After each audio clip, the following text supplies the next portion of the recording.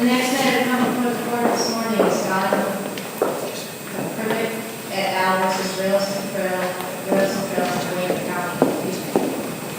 Both sides will have 15 minutes to argue. The appellant may reserve up to 5 minutes for rebuttal. If the appellant wishes to reserve that time, you let me know when you get started. I can keep the clock so my computer is fantastic. We have read the racing order. Thank you, Your Honors. My name is John Keller. For the appellants with me at the table is my partner, Tom Fusoni. I would like to reserve 4 minutes, please. Your Honors, we appeal from a grant of summary judgment to the defendant. The case has been well briefed by the parties and by amicus Ohio Farm Bureau, and I do not intend to repeat those briefs, but the issue in this case is that the defendant wishes to use this abandoned rail corridor to build a multi-purpose trail, which would either cross or abut our client's property. We are not and have never argued that multi-purpose trails are not nice things to have. The issue is that they, just like a highway or an airport, they cannot be built on private property unless they have the requisite property rights. This is a real estate case, the issue of which is, does the defendant have the requisite property rights to allow them to construct this trail on this thing? 3 points I would like to emphasize this morning. First of all, the plaintiffs are 3 separate families, each of whom own a separate parcel of real estate.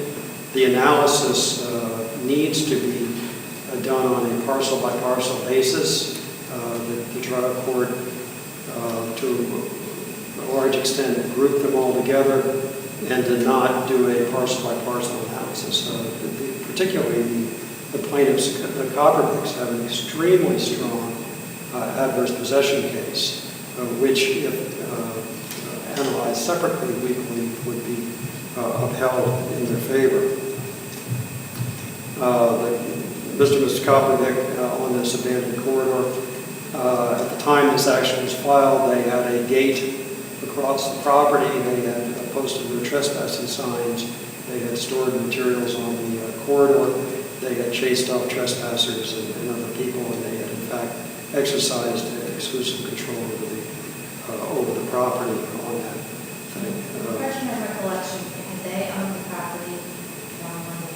They acquired the property, I believe, in the late 1980s. And by all, it's not disputed that by the late 1980s, the railroad had been long abandoned and the tracks and the rails had done. So by the time this action was filed, there was 21 years on their property for this. Now, the second point I wish to make, and this is really important, the primary evidence relied upon by the trial court to hold that there was no adverse possession on behalf of any of the plaintiffs was the existence of buried utility lines. As Your Honors, and we all recall from law school, real estate consists of a bundle of sticks. Each of those separate sticks can be conveyed separately, can be mortgaged separately, can be leased separately, and can be subject to adverse possession separately. Much of my practice over my career has dealt with mineral rights, and mineral rights, are frequently severed from the surface, and activities by the severed mineral owner do not affect the surface. In this case, there's no question that there are buried utility lines, and there's no question that occasionally, sporadically, someone from the utility company would walk this property to observe it, and on some segments would clear brush. But those, we contend that the existence and activities by the party that possesses that stick from the bundle of sticks, which constitutes the subsurface, in no way prevents adverse possession from being exercised as to the surface. We've cited authority in our briefs to that effect. If you exclude evidence concerning the buried utilities and utility workers, what you're left with is sporadic walking on this corridor, or at least some sections of the corridor, by a representative of the railroad who's trying to sell the corridor to someone like that. And also, there's testimony that at least at one point in time, a representative of the defendant rode an ATV along this corridor. Now, he did not meet all of the defendants or the plaintiffs. He did not contest the fence. He did not contest the trespassing signs. And respectfully, in a rural area like this, that has a path through it, people ride ATVs up there all the time. That's one reason why landowners want to stop and want to gain control of this corridor so that they can stop that activity. So the mere sporadic entry without notice, without taking any action, does not defeat adverse possession. The third point, which affects the Kunzes and the Winovich families, is that in their chain of title, the original conveyance to the railroad back in the 1800s is what's referred to as a Pusar deed. That deed expresses we believe, clear intention that the property was being deeded to the railroad, again back in the 1800s when people used railroads to get their goods to market, for railroad purposes. The specific deed says to have and to hold to the railroad company for the purpose of constructing and using their own railroad. And then it continues by saying, under and by virtue of the several acts of the Ohio legislature incorporating and regulating this railroad. The trial court correctly held that the deed itself incorporated these legislative activities. And if you recall from history, railroads back in the 1800s were incorporated by an act of the legislature. The act of the legislature, which incorporated and established the rights of this railroad, expressly says that the railroad shall be capable of purchasing, holding, leasing, conveying property, real and personal. And then it goes on to say, so far as the same shall be necessary for the purposes hereinafter mentioned and no further. And of course, the purposes hereinafter mentioned are to construct and operate a railroad. If that language had been contained in the deed itself instead of in the acts, we believe it's clear under Ohio law that upon the cessation and abandonment of railroad activities, that corridor of land would have reverted to the property owners. The fact that the issue here is the fact that it was incorporated not in the deed itself expressly, but it was incorporated in the deed by incorporation of those acts, which was a finding of the trial court, which is not being appealed in this case. We believe it has the same result. The intention of the parties was to allow a corridor of their property to be used for a railroad. Now, respectfully, a multi-purpose trail is not the same as a railroad. Property owners that have a multi-purpose trail up in their backyard, they're worried about security issues because people can ride bikes, walk, jog, whatever on this trail 24/7. They're generally not policed, they're not fenced, they're not lighted. And people feel uncomfortable allowing that degree of access in their backyards 24/7.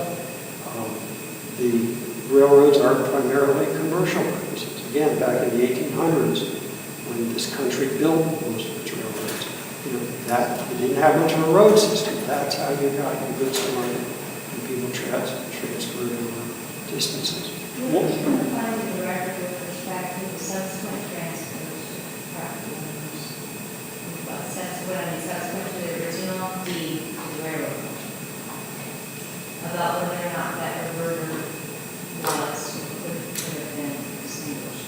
Well, it could not have been extinguished before the current plaintiffs acquired the property because the railroad, was a railroad up until sometime in the 70s and 1980s, and then the tracks and the ties stayed there.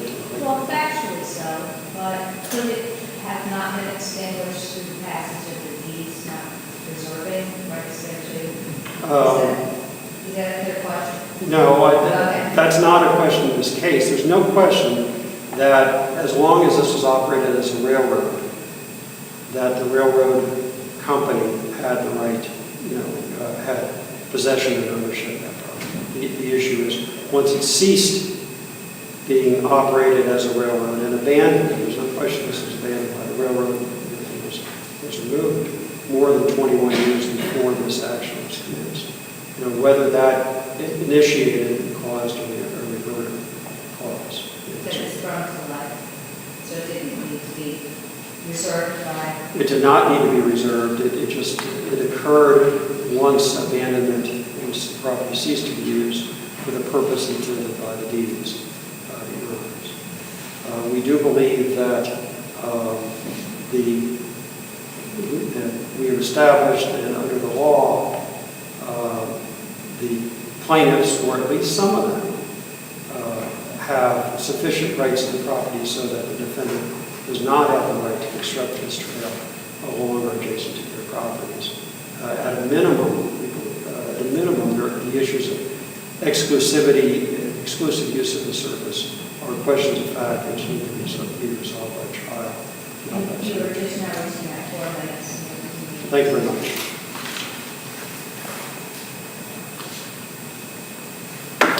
Good morning, members of the panel. I'm Ralph Cascarella, and I represent Rails to Trails. I'd like to address in reverse order the issues raised by counsel for the appellants. With regard to the Broussard deed, my reading of the court's opinion is that the court simply acknowledges that's the argument of the individual plaintiffs in the trial. The court made no specific finding. I think counsel may overstate what the court actually said. As I read the court's opinion, it says, based on the Habendum Clause, the plaintiffs argue that the 1835 Ohio Legislative Act incorporating the Akron Railroad Company is included by reference. I think that's a fundamental difference. The court didn't make the finding that it was that act that was incorporated. As the court will see, when you look at the Habendum Clause, the 1835 Act is not directly identified, and there are other acts that relate to the Akron Railroad. So I think that's a point of clarification. But moving more to the substantive issue with regard to the Broussard deed, neither the Habendum Clause or the Granting Clause contain the language which Ohio case law has clearly required to create an interest that can be defeated or a reversionary interest in place. This court is well aware that two things need to be present in the deed. Limiting language, such as so long as, and then words that create reversion or forfeiture. Neither are present here. In fact, just the opposite. In both the Habendum Clause and in the Granting Clause, the word is forever. There is no limiting language in either clause of the Broussard deed. Likewise, with regard to the Habendum Clause, there is no reversion. So faced with the fact that the four corners of the document don't contain either limiting language or reversionary language, the appellants now go to the Ohio legislative enactment in 1835 and say from that you should infer that there's a reversionary right when it's no longer used for railroad property. That is not supported by Ohio law. So I would point to the court that if that kind of implied reversion is to be applied in real property transactions, that is something the Ohio legislature should do. The court should not go beyond the four corners of the document. That's well-established law in Ohio on real property transactions. This deed is clear, and there is no reversionary interest.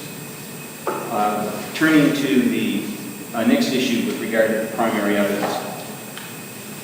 Appellants essentially argue that because permitted users of the owner, the railroad company, went over the property and performed certain acts, those acts should be disqualified as a representation of the owner's exclusive use of the property because it relates to underground utilities. Again, there is no Ohio law that makes that proposition. We have not argued, and there's no Ohio law to this proposition, that because there's an underground easement, that defeats the adverse possession. But they have no case law that says that it should under Ohio either. But we aren't arguing that point. We're simply saying that when the utility company, AT&T and Sprint went on, marked the property, as we've articulated in our brief, when the railroad company's property management representative traversed the entire length of the property, and when the brush clearing occurred in the 1990s, that interrupted any claim of adverse possession. That's what the trial court found. The trial court was right. And that applies to all three properties. The testimony is unequivocal, because this was a big issue to the appellants, and they questioned the representative very carefully. And he said, without question, they traversed cleared brush through the entire rail property, the entire railroad. That clearly, under the Merriman decision, which we cite to the court in our brief, terminates any possibility. That act alone, as Merriman pointed out, something as small as cutting the lawn is sufficient by the owner or the owner's permitted users to defeat an adverse possession. And why is that an appropriate rule of law? Because in this context with rural property, this would allow individuals, merely because they adjoin a piece of property that they don't own, to stake out claims because they can say, I walked on the property. No one stopped me. That would incorporate really an unprecedented expansion of adverse possession law in Ohio. But the court doesn't need to entertain the appellant's argument on that point because the trial court got it right.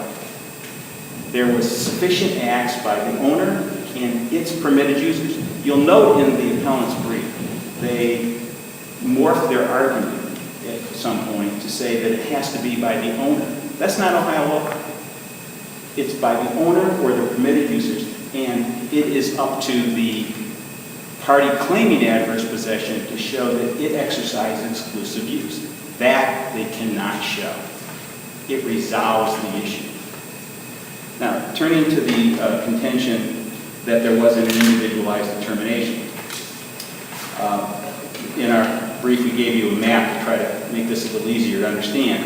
But the Belinoviches and the Kuntzes purchased the property in 1998, and the Belinoviches purchased the property in 1996. They have no 21-year period that they've owned the property. So they have to try to tack to the prior owner, except that Mrs. Wiley made it very clear she didn't use this property at all. Her testimony is unrefuted. She knows what she did. And her affidavit established that she didn't use this property except for this limited access to her home that was granted to her by the railroad. That's all her use. She acknowledged that that was permitted. The railroad acknowledges that. And she acknowledges also being told by the railroad she can't access the property for any other purpose. So, appellants argue that Koprivec somehow, because they purchased the property in 1981, there's a 21-year period between that date, and they've changed their argument. Initially, it was 2009 when we took title of the property, and latest in their appellate briefing, now they're saying that the end date is 2011. We addressed that in our brief, and I won't repeat that here. This is the first time. The trial court was never presented with that argument, by the way. But with regard to Koprivec, their claim is defeated by the activities of the permitted user and by the activities of the railroad, and finally by the activity of the new owner, Rails and Trails. They went out and traversed the property. They had unimpeded access to the property at the time. It's been able to testify to that.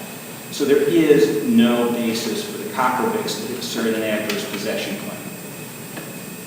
With that undisputed factual record, the trial court properly found that as to all three property owners, there is not a 21-year period where there is undisputed exclusive possession of the property. And the exclusivity has to be to the owner or its permitted users. Third parties don't count in the Ohio analysis. The efforts to try to analogize to other state law about the utility easements and other activities really become irrelevant when you're actually looking at the developed Ohio law at this point. So, given the fact that this is rural property, that the affidavits and other testimony that was developed and presented to the court on summary judgment clearly established that this property was not used in a 21-year period to the exclusivity of the owner and its permitted users, the trial court properly granted summary judgment in favor of Rails and Trails. I'm happy to respond to any questions the panel may have. Thank you.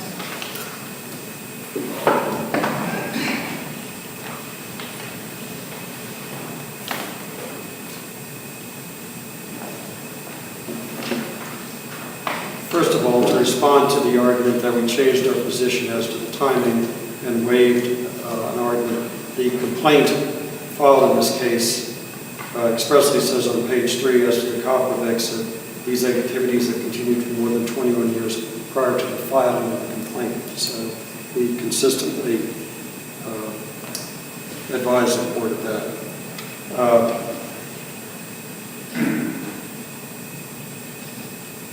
The defendant argued that this case would change Ohio law by allowing adult possession merely by walking on the property.